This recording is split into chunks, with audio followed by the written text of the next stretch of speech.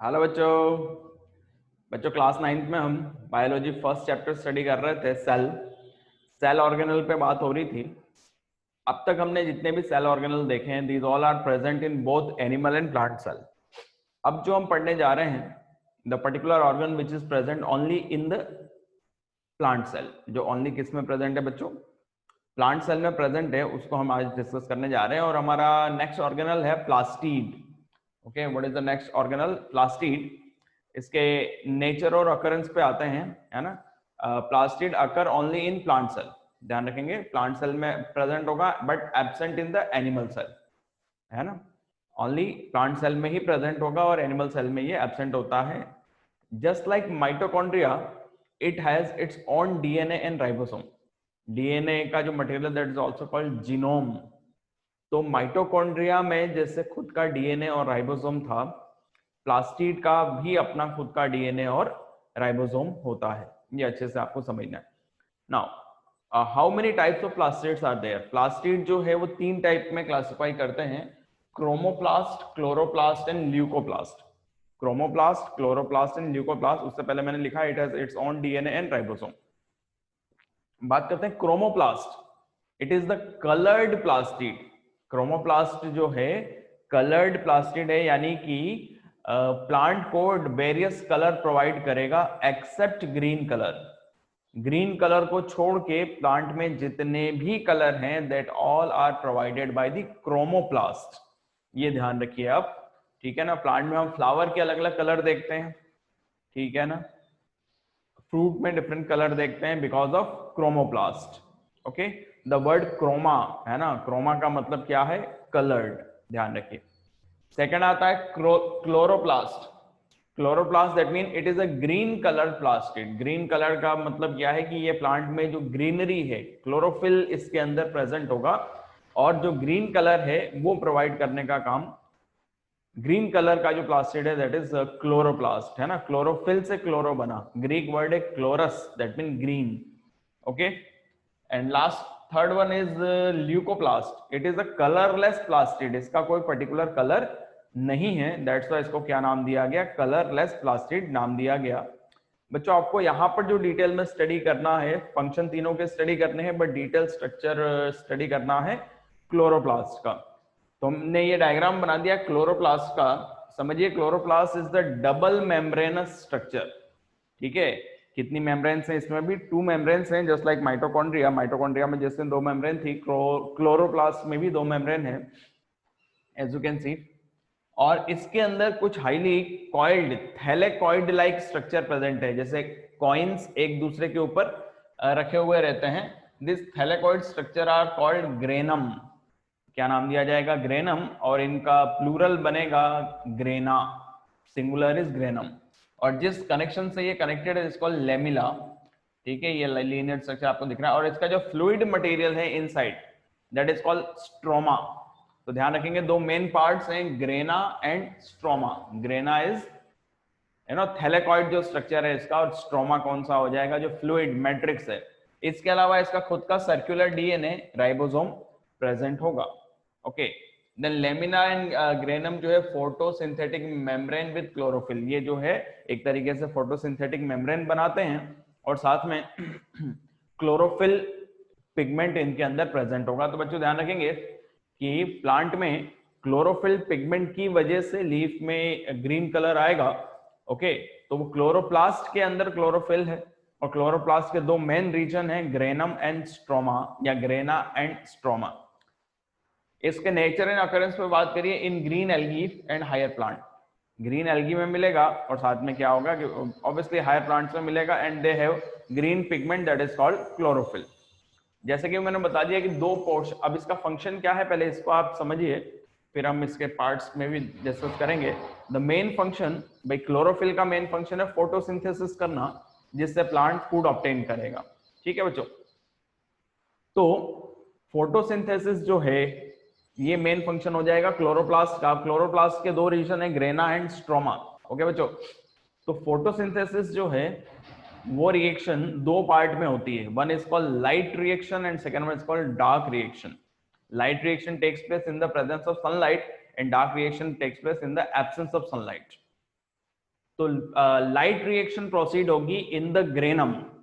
Photosynthesis की जो light reaction है takes place in the grana और ग्रेनम ऑफ द क्लोरोप्लास्ट, और डार्क रिएक्शन किसमें प्रोसीड होती है? स्ट्रोमा में। तो बेसिकली ध्यान रखेंगे कि फोटोसिंथेसिस करने का काम कौन करता है? क्लोरोप्लास्ट में क्लोरोफिल की हेल्प से फोटोसिंथेसिस की एक्टिविटी हो जाएगी। ठीक है बच्चों, और लाइट और डार्क रिएक्शन का कॉन्सेप्ट ध्यान रखेंगे। अब इनके फंक्शन को तो थोड़ा बहुत हमने डिस्कस किया है, एक बार हम इसके फंक्शन को लिख भी देंगे, है ना। एक उससे पहले आप लोग ये बनाइए।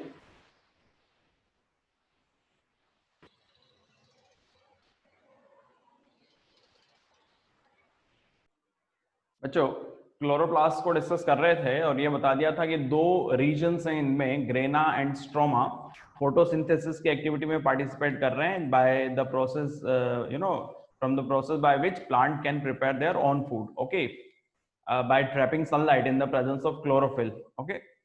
तो फोटोसिंथेसिस के दो रिएक्शन है, light reaction and dark reaction. Light reaction takes place in the presence of sunlight in grana, dark reaction takes place in the presence of in the absence of sunlight in stroma. Now look at the function, क्या function है तीनों plastid के। तो पहला हम chromoplast की बात करें। Chromoplast provide various colour to the plant, plant को ये अलग अलग कलर प्रोवाइड करेगा, and attract insects for the pollination, insects को पॉलिनेशन के लिए अपनी तरफ अट्रैक्ट करेगा। तो पहले हम पॉलिनेशन समझते हैं। What do you mean by pollination? We can say transfer of male gamete, जो कि पोलन ग्रेन में है ना, from stamen to the stigma of the plant.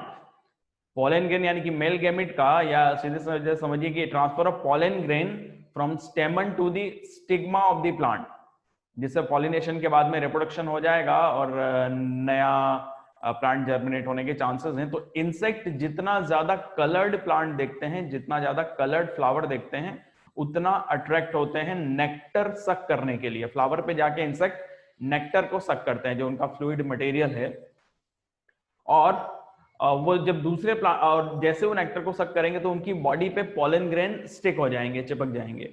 अब यही जब इंसेक्ट दूसरे प्लांट पे जाके, है ना, उसी स्पीशीज के दूसरे प्लांट पे जाके नेक्टर सक करेगा, तो उनकी बॉडी से जो पोलन ग्रेन स्टिक हुए हैं वो स्टिग्मा पे जाके स्टिक हो जाएंगे, और यही प्रोसेस क्या कहलाता है? पॉलिनेशन, जिसमें मेल और फीमेल का फ्यूजन हो जाएगा। ओके, सेकंड क्लोरोप्लास्ट, जिसको हमने डिटेल में डिस्कस कर दिया, ये सनलाइट को ट्रैप करेंगे क्योंकि इनमें क्लोरोफिल है, for photosynthesis to prepare the food of the plant. ये प्लांट के फूड को प्रिपेयर करने में हेल्प करते हैं। That's why they are known as kitchen of this cell.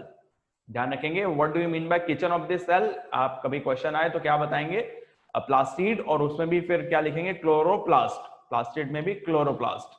Kitchen में फूड प्रिपेयर होता है, तो प्लांट के लिए फूड कौन प्रिपेयर करेगा? क्लोरोप्लास्ट प्रिपेयर करेगा। Third one is leucoplast. जैसे कि बता दिया कि ये कलरलेस प्लास्टिड है, तो इसका मेन फंक्शन है storage of the food. Food को स्टोर करेगा in the form of starch and oil, जिसको हमने लिखा है carbohydrate. Carbohydrate that mean starch, fat that mean oily material, and protein. इस फॉर्म में क्या स्टोर करेगा? फूड मटेरियल को स्टोर करने का काम किसका है बच्चों? ल्यूकोप्लास्ट का। तो यहाँ पर ये प्लास्टिड कंप्लीट हो जाता है। और ध्यान रखिएगा कि plastids are present only in plant cell but they are absent in animal cell. Write down.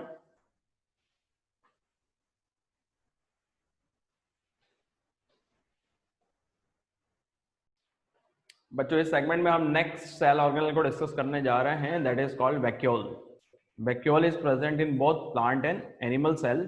Okay, vacuole है क्या? Vacuole is the fluid filled space, है ना, जो सेक लाइक एक स्ट्रक्चर है, जो क्या करता है, किसी सॉलिड मटेरियल को कैरी कर सकता है, फिल कर सकता है, या फिर लिक्विड यानी कि फ्लूइड मटेरियल को भी अपने अंदर फिल कर सकता है। एंड मेम्ब्रेन बाउंड ऑर्गेनल है ये, जिसके ऊपर मेम्ब्रेन प्रेजेंट होगी। ठीक है, तो हम कह सकते हैं किसी भी चीज को कैरी करना है तो वो किस फॉर्म में कैरी होगा? वैक्यूल में वो स्टोर हो जाएगा। ठीक है, वैक्यूल एक टाइप का स्टोरेज सेक है, और उसके थ्रू वो क्या होता जाएगा? आगे बढ़ता जाएगा। In animal cell vacuoles are small and temporary, है ना। पहले हमने वैक्यूल को लिखा, वैक्यूल्स आर फ्लूइड फिल्ड और solid filled membrane bound space. Okay, animal cell की बात करते हैं तो वैक्यूल क्या है? छोटे होते हैं और टेम्पररी होते हैं। जब जरूरत होती है तब वैक्यूल का फॉर्मेशन हो जाता है, उसमें मटेरियल फिल हो जाएगा, चाहे वो फूड मटेरियल हो, प्रोटीन हो, एंजाइम्स हो, हार्मोन्स हो, वेस्ट मटेरियल हो, ये सब उसके अंदर फिल हो जाएंगे और यही आगे कैरी कर दिए जाएंगे। जैसे अमीबा में फूड इंटेक की प्रोसेस हमने देखी थी, जब रिक्वायरमेंट हो रहा था तब उसमें फूड वैक्यूल का फॉर्मेशन हो रहा था, और जैसे ही फूड डाइजेस्ट हो गया वो वैक्यूल वापस से डिसअपियर हो जाएगी। तो नंबर ऑफ वैक्यूल्स बहुत ज्यादा बन जाती हैं इसमें, but they are small in size. Okay, small and temporary, temporary बनेंगी। They store water, glycogen, protein, protein में सभी एंजाइम्स और हार्मोन्स आ जाते हैं। प्लांट सेल की बात करें, plant cell vacuole are large, distinct and permanent. Plant cell के अंदर पहले तो वैक्यूल का नंबर देखते हैं, number of vacuole are limited, कम होते हैं, ठीक है, बट ये साइज में बड़े होते हैं। तो प्लांट सेल का अप्रोक्सीमेट 70 से 80% पार्ट वैक्यूल ही कवर करता है, ठीक है, और परमानेंट होते हैं। तो वैक्यूल को जगह देने के लिए, वैसे तो हम जानते हैं कि भाई न्यूक्लियस सेल में कहाँ होना चाहिए, सेंटर में, प्लांट सेल में वैक्यूल स्पेस ज्यादा ऑक्यूपाई कर लेता है, दैट्स व्हाई न्यूक्लियस को सेंटर पोजीशन नहीं मिलकर साइड लाइन हो जाएगा, साइड में जगह मिलती है। ओके बच्चों, मैंने बता दिया कि वैक्यूल के ऊपर मेम्ब्रेन है, कवरिंग है, that vacuole membrane is called tonoplast. ध्यान रखेंगे, what do we call the vacuole membrane? Tonoplast. इसके फंक्शन को डिस्कस करें तो स्टोरेज ऑफ मटेरियल, मटेरियल के स्टोरेज में हेल्प करेगा, चाहे प्रोटीन, कार्बोहाइड्रेट, फैट हो, है ना, वाटर हो, एंजाइम्स, है ना, ऑल काइंड ऑफ। फिर आता है helps to maintain osmotic pressure of the cell, that process called osmoregulation. कि बॉडी में जब ऑस्मोसिस की प्रोसेस होगी, वाटर कम पड़ेगा तो पास वाली सेल से ये वाटर इनटेक करेगा वैक्यूल में स्टोर करके, कि उसका वापस से वो क्या हो जाए, सेल अपने शेप में आ जाए। तो ऑस्मोटिक प्रेशर बैलेंस हो रहा है। और समटाइम जब वाटर का इंटेक ज्यादा हो जाएगा तो ये एक्सेस ऑफ वाटर को वापस से क्या कर देगा, रिलीज कर देगा। तो वैक्यूल के through that excess of water is also removed. Okay, so कह सकते हैं कि ऑस्मोटिक प्रेशर इस तरीके से बैलेंस रहेगा। This phenomena is called osmoregulation. फिर store toxic metabolic by product of the plant cell, plant cell का जो वेस्ट मटेरियल है, टॉक्सिक वेस्ट मटेरियल, उसको भी स्टोर करने का काम करेगा और फाइनली उसको डिस्चार्ज कर देगा। Provide turgidity to the plant cell, मैंने बता दिया कि प्लांट सेल का अप्रोक्सीमेट 70 से 80 या 90% पार्ट वैक्यूल का बना हुआ है, जो वाटर को स्टोर करता है, जिससे वो फुले हुए रहते हैं, टर्जिड रहते हैं, अपनी शेप में मेंटेन रहते हैं। यही जब वैक्यूल वाटर लूज कर देता है तो वापस से वो श्रिंक हो जाता है।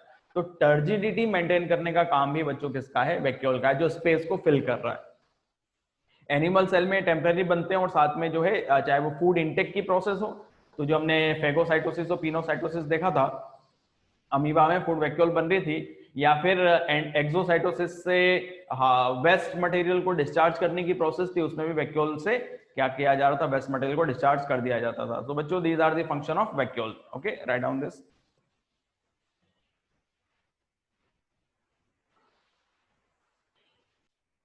बच्चों लास्ट टॉपिक पे आते हैं इस चैप्टर के, that is differences between animal cell and plant cell. ठीक है, क्या क्या डिफरेंसेस हैं पहले डिस्कस करते हैं। Animal cell is smaller in size, size उसकी क्या हो जाती है, छोटी होती है, but what about plant cell, it is larger in size.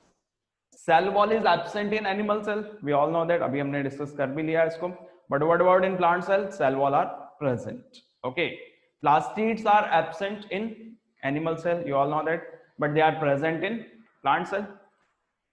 In animal cell have single Golgi apparatus near the nucleus. मैंने पिछले वीडियो में एक या दो वर्ड यूज किया, आप एक ही मानेंगे ना, एक ही गोल्जी एपरेटस है, वो भी न्यूक्लियर मेम्ब्रेन के पास में प्रेजेंट होता है। But in plant cell they have many Golgi complexes scattered, बहुत सारे गोल्जी कॉम्प्लेक्सेस प्रेजेंट होते हैं जो कि सेल में बिखरे हुए रहते हैं, और उसको हम क्या नाम देते हैं, डिक्टियोसोम। क्या नाम देंगे, डिक्टियोसोम नाम देंगे। व्हाट अबाउट द वैक्यूल, अभी हमने डिस्कस किया था plant cell have many vacuole but small, sorry animal cell, sorry animal cell में वैक्यूल का नंबर जो है वो काफी ज्यादा होता है, बट साइज उनकी क्या होती है बच्चों, छोटी होती है। What about in plant cell, vacuole are less, number इनका कम होता है, but they are larger in size, size इनकी काफी बड़ी हो जाएगी। एक डिफरेंस जो नहीं लिखा है खुद अंडरस्टूड है, in animal cell vacuoles are temporary, जब जरूरत होती है तब बनती है, but in plant cell vacuoles are permanent. ठीक है, हमेशा से प्लांट सेल के अंदर प्रेजेंट होंगी। फिर nucleus is centrally located, animal cell का जो न्यूक्लियस है वो सेंटर में ही प्रेजेंट होगा, but in plant cell nucleus is pushed at one side.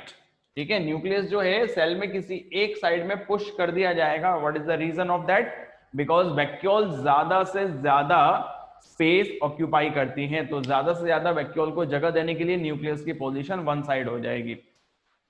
फिर animal cell have centrosome containing centriole, animal cell में सेंट्रोसोम प्रेजेंट होगा जिसमें सेंट्रियोल्स भी प्रेजेंट होंगे जो सेल डिवीजन के टाइम पे अपीयर होते हैं।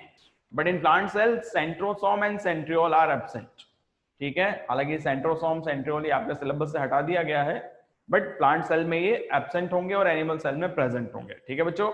तो ये कुछ डिफरेंसेस हमने देख लिए एनिमल सेल और प्लांट सेल के, ठीक है। एक अच्छे से डायग्राम भी आप बना लेंगे, prokaryotic cell, animal cell, plant cell, ठीक है। और जो भी हमने स्ट्रक्चर इसको डिस्कस किया, एक बार आप उसको उस डायग्रामेटिक रिप्रेजेंटेशन में भी चेक करेंगे।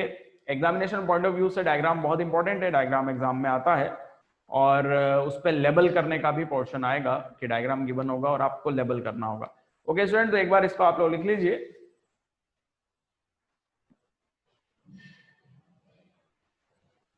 So student, this is the end of biology first chapter of class 9, that is basic unit of life and we can say cell। यहाँ पर हमारा टॉपिक खत्म हो जाता है, आज का वीडियो भी कंप्लीट हो जाता है। Thank you very much, have a nice day, आपका दिन मंगलमय हो।